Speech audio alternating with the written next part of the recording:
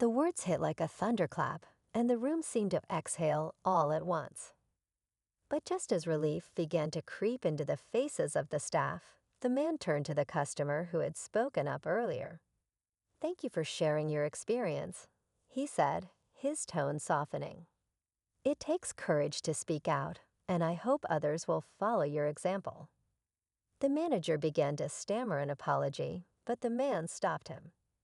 "Save it," he said, his voice calm but resolute. "Show me change, not words."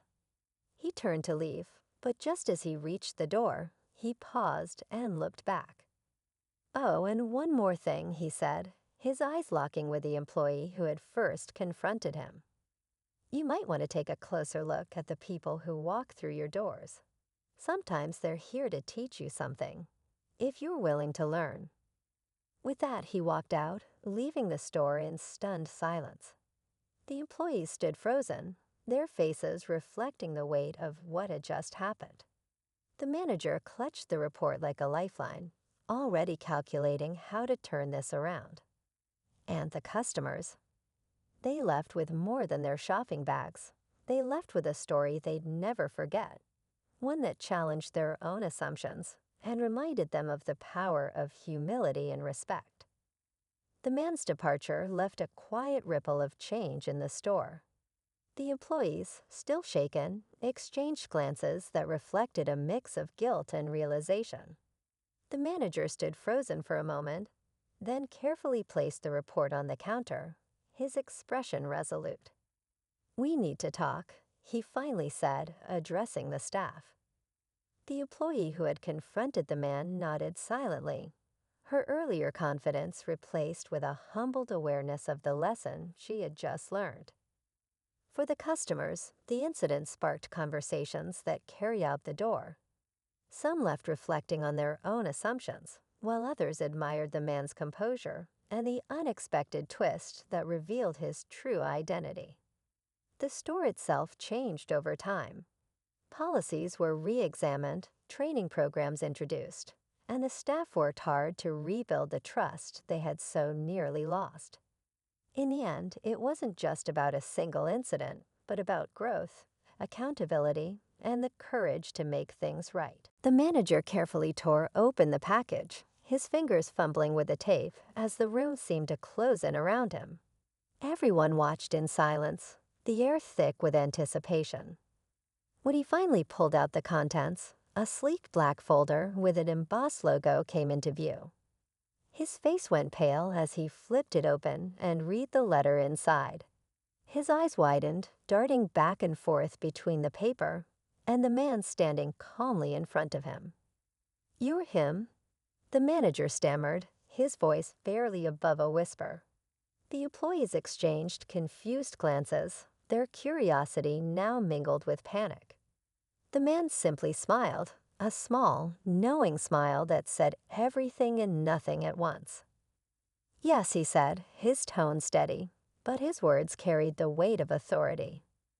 "I've been visiting several stores as part of an evaluation." He paused, his gaze sweeping across the room, landing briefly on the employee who had confronted him earlier. She shifted uncomfortably, her cheeks flushed as realization began to dawn. The murmurs among the customers grew louder now, a ripple of shock spreading as pieces of the puzzle began to fall into place. The man wasn't just an ordinary shopper. He was a regional executive for the very company that owned the high-end chain. His purpose here wasn't to shop. It was to assess the store's staff, operations, and overall environment. And now the behavior he had encountered was about to take center stage. But just as the weight of this revelation settled over the room, another twist emerged. A customer near the back, who had been quietly observing the scene, suddenly stepped forward. "Excuse me," she said, her voice cutting through the tension. "I couldn't help but notice how he was treated earlier. That's not the first time I've seen something like this happen here."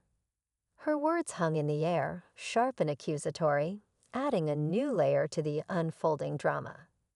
The manager looked stricken, torn between addressing the customer's comment and responding to the man standing before him. The employee who had confronted the man earlier looked down, her face a mix of guilt and embarrassment. The customers, once silent spectators, now seemed emboldened, their whispers growing louder as more began to share similar experiences. The man's expression remained calm, but his eyes carried a quiet intensity. "I came here to observe," he said, addressing the room now. "But what I've witnessed goes beyond what I expected. This isn't just about one moment or one person. It's about a culture that needs to change." His words landed heavily, sending a ripple of unease through the staff and customers alike. The stakes had shifted. What began as a single uncomfortable moment had now spiraled into a broader reckoning, forcing everyone in the store to confront not only their actions, but the deeper issues they reflected. And as the man prepared to deliver his final words, it was clear that the climax of this story would leave no one untouched. The room was heavy with silence, all eyes on the man as he stood poised, his calm demeanor commanding attention. The manager clutched the letter, his face flushed with a mix of embarrassment and dread. The employees, once confident in their assumptions, now avoided eye contact, shifting uneasily under the weight of the moment. The man took a step forward, addressing the entire room. "I came here today to understand how this store operates, how you treat customers, how you create an experience. But instead, I was met with suspicion, judgment, and assumptions." His voice was steady, but there was no mistaking the edge of disappointment that laced his words. The employee who had confronted him earlier opened her mouth as if to respond, but no words came out. She glanced at the manager, who gave her a pleading look to stay quiet. The tension was thick, and the gravity of the situation settled over everyone like a storm cloud. Just when it seemed the moment couldn't grow more intense, the man reached into his pocket and pulled out another envelope. He handed it to the manager with a calm, deliberate gesture. "This is my formal report," he said. "I've detailed everything I observed today, every interaction, every word, every assumption." The manager's hands shook as he opened the envelope, his eyes scanning the document. He swallowed hard, his face growing paler with every line he read. He started, but the man cut him off with a raised hand. "I'm not here to ruin anyone's career," the man said firmly. "But this store has a problem. The way I was treated reflects something bigger, a culture that needs to change. And that change starts now." Before the employee could respond, the man spoke up. "I'm just browsing, but I seem to have drawn some extra attention," he said, his words carrying a hint of irony. His calm confidence only seemed to heighten the unease among the staff. The manager hesitated, clearly unsure how to handle the situation. "Of course, sir. You're welcome to look around," he said, his tone overly polite, as if trying to smooth over the tension. But the damage had already been done, and the unspoken assumptions hung heavy in the air. As the man continued to browse, he noticed subtle changes.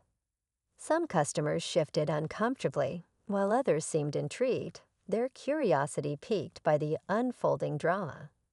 The employees, now visibly nervous, kept their distance but didn't stop watching him. The man, however, remained calm, as though he had experienced moments like this before. But what no one realized was that this situation was far from over. The man wasn't just here to shop. His presence would soon reveal truths about the store, the people in it, and the biases that had simmered just beneath the surface. With every passing moment, the tension built, leaving everyone on edge as they unknowingly inched closer to a revelation that would turn their assumptions upside down.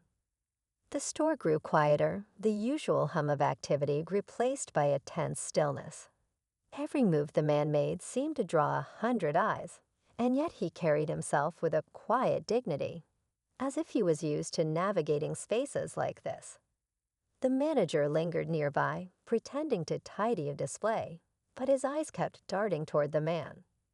The employee who had confronted him earlier stood by the register, her nervous glances betraying her unease. Finally, the man approached the counter, holding a sleek black suit draped over his arm. The employee stiffened, her posture rigid as he placed the suit on the counter. "I'd like to try this on," he said simply, his voice calm but firm. For a moment, she hesitated, glancing toward the manager as if seeking permission. The silence that followed was palpable, stretching just a beat too long. The manager stepped in quickly.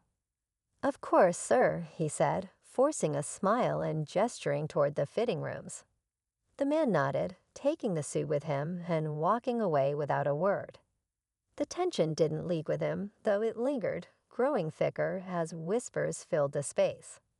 Customers speculated quietly, their curiosity turning into something sharper. Questions, judgment, assumptions. Minutes later, the man returned, the suit fitting him perfectly. He moved toward the mirror, adjusting the lapels with practiced ease. A few customers nearby couldn't help but stare, their expressions shifting from suspicion to admiration. Even the employees, who had been so wary just moments before, exchanged uneasy glances, as if questioning their earlier assumptions. The man turned toward the counter, ready to make his purchase. But before he could speak, the front door opened. A delivery person walked in, carrying a package and a clipboard. The package was addressed to the store, but the name written on the label caught everyone's attention. The employee behind the register froze, her eyes darting between the package and the man standing before her. The man noticed her reaction but said nothing. Instead, he calmly handed over his credit card to pay for the suit. The employee hesitated, her hand trembling slightly as she processed the transaction. The other employees and even the manager stood frozen, piecing together the growing puzzle. As the receipt printed, the man glanced at the package still sitting on the counter. "You might want to open that," he said, his voice even but carrying an unmistakable weight. The room seemed to hold its breath as the manager reached for the package, his hands unsteady. Whatever was inside, it was about to change everything. It was an ordinary day at a bustling local diner when something happened that no one could ignore. A young waitress, juggling her usual tasks, stopped in her tracks as a new customer walked in, a well-dressed black man with a warm smile. But what happened next left the entire room in shocked silence. Instead of seating him like everyone else, she asked him to pay for his meal up front. The room seemed to freeze, with conversations fading into uneasy whispers. Customers exchanged puzzled glances, some looking uncomfortable, others waiting to see how the man would react. The man's smile faltered for just a second before he calmly asked, "Why?" What followed would change the atmosphere of the diner entirely, bringing hidden prejudices, unexpected alliances, and raw emotions to the surface. No one could have predicted the events that unfolded next, leaving everyone questioning what fairness and respect really mean. Your rewritten version is already engaging and sets up the story with intrigue. But here's a slightly refined version to make it even smoother and impactful. It was a busy afternoon at a high-end clothing store, the kind of place where appearances seem to define worth. A sharply dressed black man stepped inside, casually browsing through racks of designer suits and accessories. His presence was calm and unassuming, yet it quickly stirred whispers among the employees. Suspicious glances were exchanged, their unease growing with each step he took. Finally, one employee, unable to suppress her doubts, confronted him with a sharp tone, questioning why he was there.